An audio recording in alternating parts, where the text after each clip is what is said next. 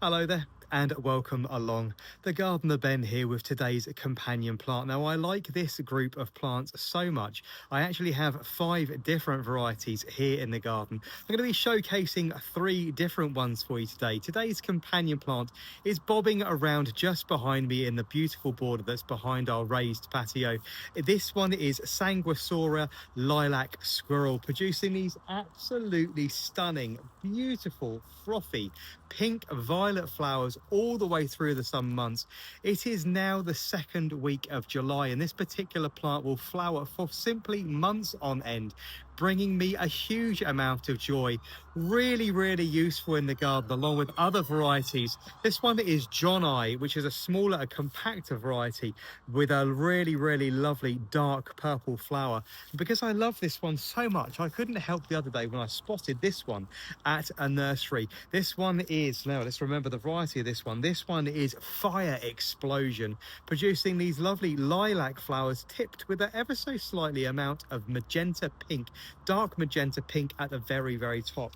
This group of flowers is a rhizomous, clump forming perennial, producing a really large spreading clump. They're really easy to grow, really easy to divide, and very, very well, low maintenance and really easy to grow in the garden. Lilac squirrel, as you can see on the rising ground behind me, comes up to around 4.5 to 5 feet. Just to give you a little bit of perspective, the ground is dropping away from me here, and this one is on rising ground behind me. So I'm not very, very tiny, although I'm quite short. This is quite a large variety, coming up between 4 and 5 feet. It will benefit from a little bit of support.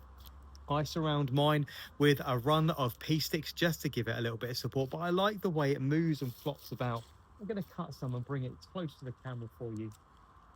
Lilac squirrel specifically has dark grey-green foliage, which is a large clump produced normally in late February, early March, and then a nice dense form of clump. And then it will produce these really, really long, really beautiful arching stems with these beautiful, fluffy, squirrel-tailed flowers on them. I say for months on end. There's loads and loads to come on here. You can see they're only just opening up with loads and loads of flowers still to come, adored by moths and other pollinating insects. This is fantastic for cutting, as is Joni, which is a darker one. This one, Fire Explosion, coming up to around 3 feet high, so absolutely perfect for the middle section of a border where you might want to plant something like Joni, which is a slightly smaller variety right at the front. A lilac squirrel at the very, very back of your mixed herbaceous borders alongside your roses, but a really good way of taking up the slack in the high summer months. To say, just look at it move. It is absolutely beautiful. I've got mine here surrounded with roses like Macmillan Nurse from Peterbilt's Roses. I've got Ivor's Rose just behind, also the Country Parson from David Austin Roses, and other soft coloured roses as well, like Jacqueline Dupree from Harkness Roses just alongside. But lilac squirrel is one of my favorites in the garden. Absolutely perfect for that create lovely sense of movement and whimsy, that lovely movement you get of bobbing around. It cuts really, really well. So if you're interested in cutting flowers and bringing them into the house, you'll get weeks of interest in a vase out of these varieties. So adored by pollinators, very, very drought resistant, easy to grow.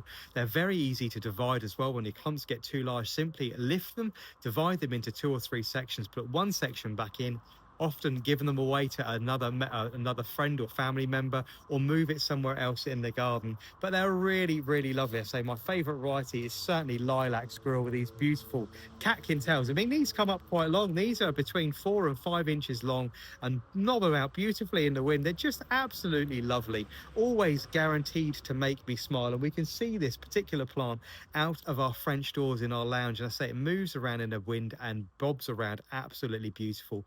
Perfect for planting alongside roses in a mixed cottage garden, but also try planting this in a prairie style garden as well. Surround it with gravel, sand or grit, and it will look absolutely beautiful.